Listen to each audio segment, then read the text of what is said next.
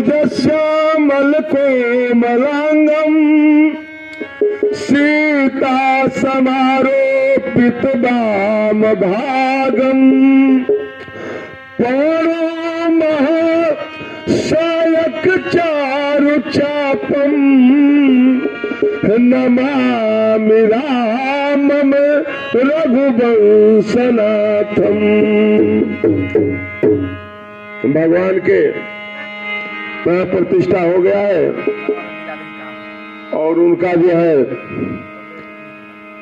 भजन है एक कि राम के चरनिया में लागल बात मानवा अयोध्या चलना।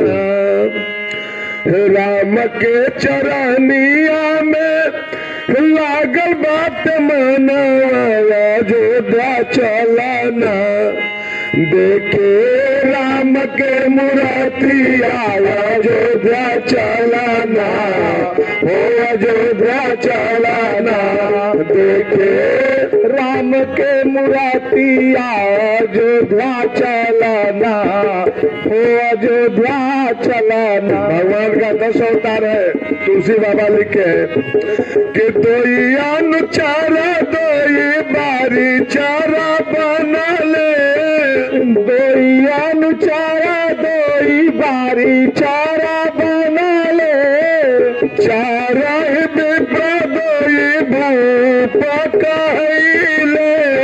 चारा विप्र दोई भूप कहले। दोई अनुचारा दोई बारी चारा बना ले। चारा विप्र दोई भूप कहले।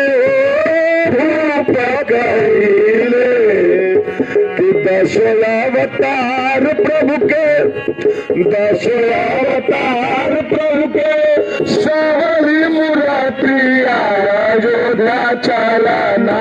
देखे राम के मूर्तिया अयोध्या चलना हो अयोध्या चलना।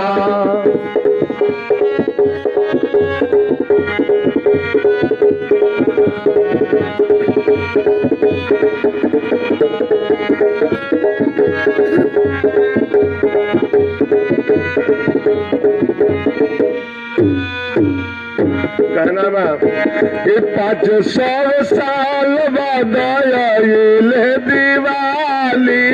500 साल बाद आइले दिवाली। दीप जलावा घर घर भइल खुशहाली। दीप जलावे घर घर भइल खुशहाली। 500 साल बाद आइले दिवाली। दीप जलावा घर घर भइल खुशहाली हो भइल खुशहाली। राम के भजन बिना राम के भजन बिना केहू ना संगतिया अयोध्या चलना। देखे राम के मूर्तिया अयोध्या चलना हो अयोध्या चलना।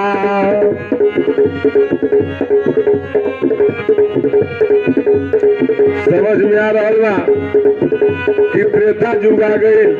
ऐसा महसूस होता सबके।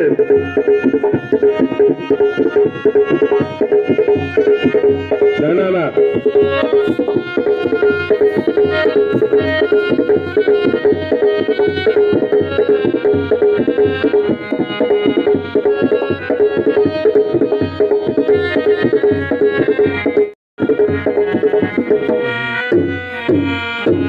त्रेता के राम जैसे काला युग में अइले।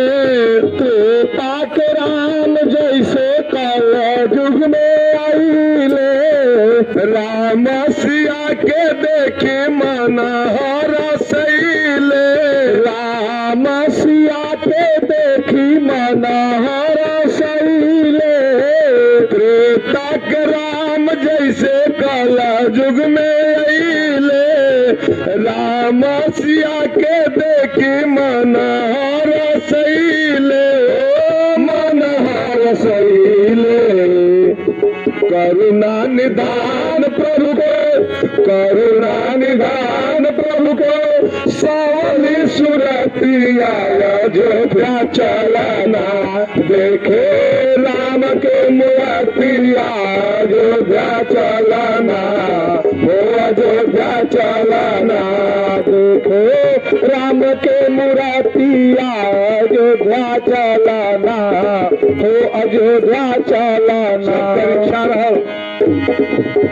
कि दिल में बसाला रहे मंदिर बने राम के, दिल में बसाला रहे मंदिर बने राम के, दर्शन मिल जाई वीर हनुमान के, दर्शन मिल जाई वीर हनुमान के, दिल में बसाला रहे मंदिर बने राम के, दर्शन मिल जाई वीर हनुमान के, हो वीर हनुमान के। कहला वीरेंद्र पूनम, कहला वीरेंद्र पूनम, मन मोर बतिया अयोध्या चलना, अयोध्या चलना, देखे राम के मूर्तिया अयोध्या चलना, हो अयोध्या चलना।